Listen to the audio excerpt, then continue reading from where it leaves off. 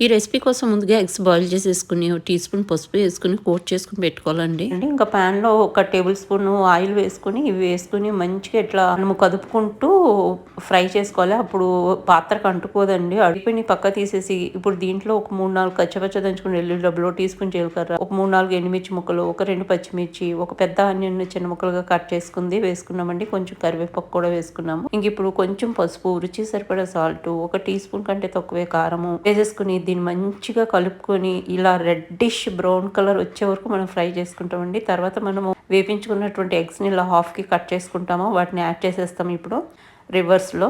Add చేసిన తర్వాత కొంచెం వేగింది అనుకున్న తర్వాత మళ్ళీ ఆపోజిట్ చేసుకుంటామండి దీన్ని. అసలు దీంట్లో అల్లం వెల్లుల్లి పేస్ట్ కానీ, గరం మసాలా కానీ ఇవేం అక్కర్లేదండి. ఎంత బాగుంటుందో. ఉల్లిపాయలు మంచిగా వేగుతాయి అనమాట. ఆల్మోస్ట్ డార్క్ రెడ్డిష్ కలర్ వచ్చేయాలండి. అప్పుడే మనకి ఆ కమ్మదనం అనమాట. సింపుల్గా అయిపోతుంది.